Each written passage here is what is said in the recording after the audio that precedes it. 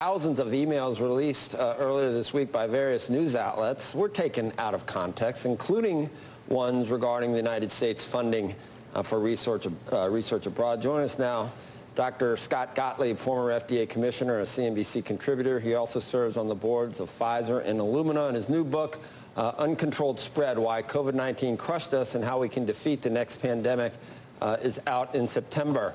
And I just want to look at it overall now in hindsight, with the benefit of 2020 hindsight, Scott. And you're an informed observer, but I'm not saying that you were there in the trenches and can answer all these questions. But in your mind, as an informed observer at this point, what do you think the likelihood is that it was escaped from the Wuhan lab versus the wet market? What is is it 50%, 80%?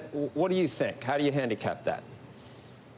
Yeah, I'd probably handicap it higher for a natural origin, but that shouldn't be reassuring. I mean, if you were going to handicap it 60, 40, 80, 20, that's by no means reassuring. I think at the end of the day, what we're going to end up with, unless we get lucky and we either find the zoonotic source, the intermediate host, which proves it came out of nature, or we have some whistleblowers, some people who come forward with information in China that proves it came out of the lab, I think what we're going to end up with is going to be unsatisfying, because it's going to be an assessment that assigns probabilities to each scenario. Now, that's going to be important, because if we assess that there's a reasonable possibility that this came out of the lab and the Chinese government has concealed it, that's going to change how we embrace this mission going forward. We're going to have to get our tools of national security much more engaged in surveillance. We're going to have to try to get better oversight and better security around these labs that do this kind of research. And we're going to have to try to push more of this research into higher security labs. Remember, the Chinese were doing the research with the coronaviruses in BSL-2 sort of medium security labs, not their high BSL-4 security labs. So we're going to have to change how we approach these things. I don't think we're going to end up with a definitive answer absent something that, is a lucky break. A final point, if the Chinese if this did come out of a lab, someone in the Chinese government knows that. They've had ample opportunity to, make that admission to the world and provide that evidence and try to engage the global community, making sure this doesn't happen again. The fact that they haven't done it by now is a pretty strong suggestion that they won't. Well, I know I'm not going to get the type of cable fodder from you that we're hearing a lot of other places. I would only say that I guess it doesn't really matter right now whether it definitively came from the lab. The reaction and the coverage and the way that certain agencies responded is very troubling, because the most important thing we were probably going to need to do is try to prevent the next one. So if there was even a 5% chance that it came out of Wuhan, and start with this, Doctor. It's in a city called Wuhan. We know that there's a bat lab that may have been doing some gain-of-function research on these viruses. Now we know that 3 people got sick in November of 2019 and needed to be hospitalized. And to make the leap that it absolutely came from the wet market, when it's quacking, walking, squatting like a duck, and everything looks like a duck, just to arbitrarily demonize anyone or any person or any agency or any media outlet that even intimated that it could come from the lab, something was going on there. Now, where was the WHO, and why are they doing China's bidding again? And where were our people in this country that we should have been at least had our ears up to prevent the next one, that it might have come from the lab? Why was there pressure to bury this? Yeah, look, a year ago, most people would have said the probability that this came out of a lab was 1% or less. And why? That was based on what we knew at the time. Because a lot of virologists based that assessment just on looking at the sequence strain alone, and they surmised, which is still accurate, that all of the genetic diversity seen in this virus could have emanated from nature. But you have to look at this in the context of what we know now, and that is one bit of evidence. Looking at the sequence information is one piece of evidence. The fact that a year's gone by, this has been thoroughly investigated, and we haven't accrued any new evidence suggesting that it came out of a natural origin, but we have accrued some additional circumstantial evidence that it potentially could have come out of a lab, including China's own obfuscation, which has to be a material fact that's entered into this picture at this point.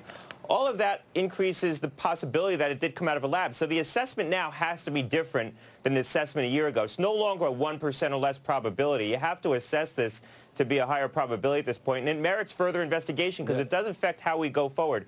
You know, final point on this is that I think a lot in the scientific community are having a hard time countenancing the idea that this could have come out of a lab because scientists are well-intentioned. Many scientists here in the United States worked with scientists in China who are also well-intentioned and do good work. They can't understand why, if this did happen, scientists who probably would know about it haven't come forward. We need to recognize coming forward in China is a very different prospect than coming forward in the United States. We saw what happened to those early doctors who came forward with evidence that there was an outbreak in Wuhan. They faced significant sanction.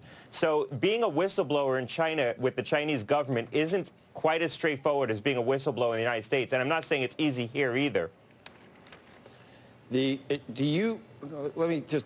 three people that we now know that were hospitalized working in the lab, do you think Dr. Fauci, because he did have, a research relationship with that lab, do you think he was aware a year ago of that situation, the three people who had been sickened in the lab? And because a lot of the dogma and the dogmatic statements made by him about this, I don't know how you could have made those if you knew, A, that it was in Wuhan, B, that they were gain of function research, C, that three people got sick and had to be hospitalized in that lab. Would you have been as strident as him about the possibility of it coming from the lab at that time if you knew people had gotten sick?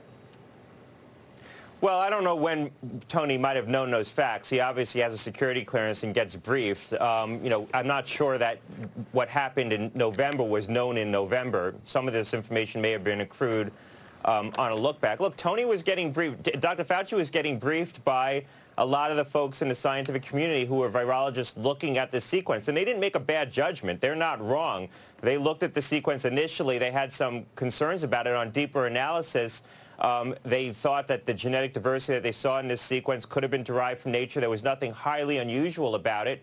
There's things that raise a lot of questions, like the furin cleavage site and other features in this virus. But they surmised that most of the diversity, if not all the diversity that they were seeing, could have been derived from nature. And that's what Tony was hearing from the experts. So, I'm not surprised that he drew a conclusion from that community. That's the community he comes out of. Those are his peers. Those are the people who inform his judgments.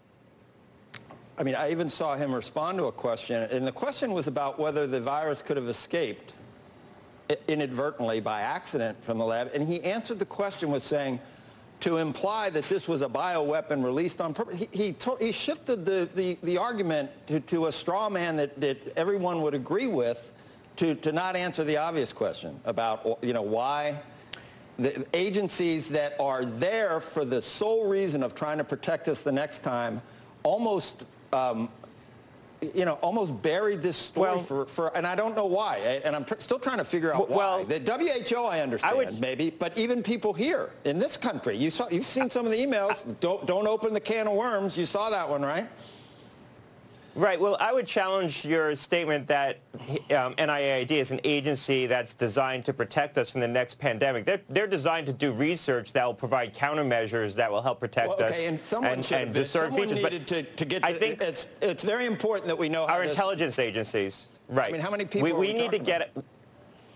We need to get our national security agencies engaged in this mission. We need to get our foreign intelligence agencies engaged in this mission. Historically, they haven't been in the way that I think they're going to need to be going forward, because this was perceived as a mission that was handled by the public health community and the CDC. And we now know that those agencies aren't equipped to provide the kind of surveillance and information gathering that we need to protect ourselves. We need to get the CIA and other agencies that do foreign intelligence work in this mission. It's not the NIAID. The NIAID sponsors research. Some of that research, by the way, some of the research we sponsor is to do capacity building in places where we have questions about the activities that are going on, and perhaps to get a look. I don't know that for a fact, but it would seem plausible that if we want to get a look about what's going on inside labs or get better alignment with them so that we understand what they're doing, we might fund some research. There may be multiple motivations for funding different kinds of research, but the NIAID is not an intelligence gathering agency. We need to get the tools of national security engaged in this mission.